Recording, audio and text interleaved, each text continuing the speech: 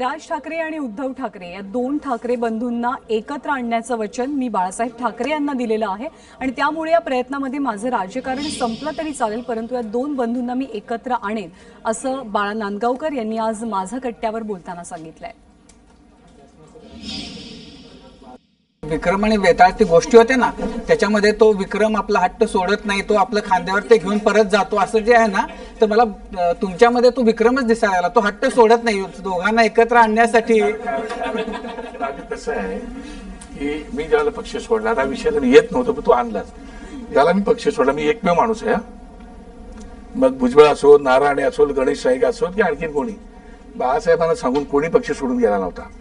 बाळा नांदगावकर मातोश्रीला गेला, माझे ऑफिस जेवढे माझ्या माझगावमध्ये ऑफिस होती त्या सगळ्या ऑफिसची चाव्या, ऑफिसची कागदपत्र बाळासाहेबांकडे, त्याला उद्धव साहेब प्रूफ आहे ना, कागदपत्र दिली आणि बोललो साहेब मी राजसाहेबांसोबत चाललो। त्याच्या बाळासाहेब माझ्यावर खूप चिडले, खूप चिडले, तो त्यांचा अधिकारच होता, तो काय विषय येत नाही, खूप चिडले नाही ते। आता त्या विषय तुम्हाला मग भावनिक विषय आहे आणि मग माझ्या डोळ्यात पाणी आहे, त्याच्यामुळे त्या विषयात मी जातो। बाळासाहेब ठाकरे हा माझ्यासाठी खूप संवेदनशील आणि भावनिक विषय आहे, त्याच्यामुळे आय एम सॉरी पण मी त्या विषयात जात नाही। आणि त्याच्यानंतर मग मी बाहेर पडलो, साहेबांना सांगून पक्ष सोडला।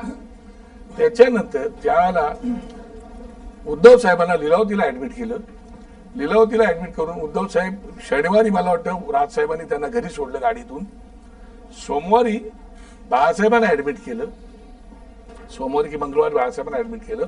माझं अधिवेशन चालू होतं, बुधवारी राज ठाकरे साहेब बाळासाहेबांना भेटायला गेले लीलावतीला।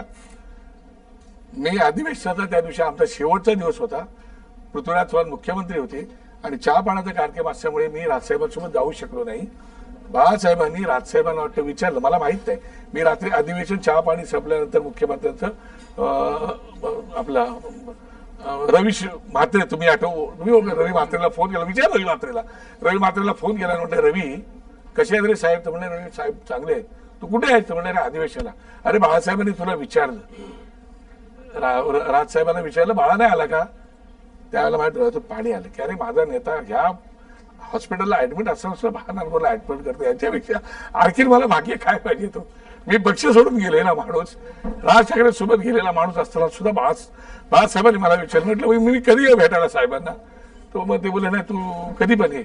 मग मी शुक्रवारी परत फोन केला, मला शनिवारी बाळासाहेबांनी बोलवलं, बाळासाहेबांना जाऊन शनिवारी भेटला, आम्ही दोघेच होतो साहेबांच्या केबिन मध्ये, मी रवी म्हात्रे बाहेर होता, बाळासाहेब आणि आम्ही दोघे एकत्र होतो। दोघांची 12 मिनिटाची चर्चा झाली राजू।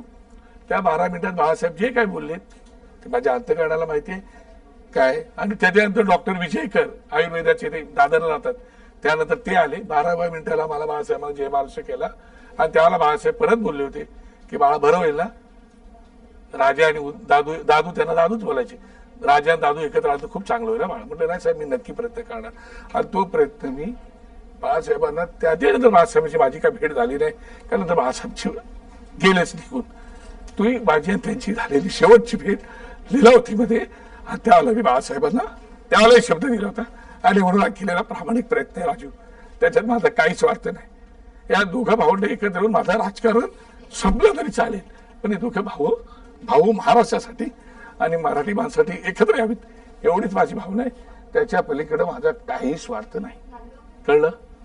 पण मग तुम्हाला त्याच्याबद्दल आशा आहेत आज नाही? सदैव आशावादी आहे, आज जर तो उद्या कधीतरी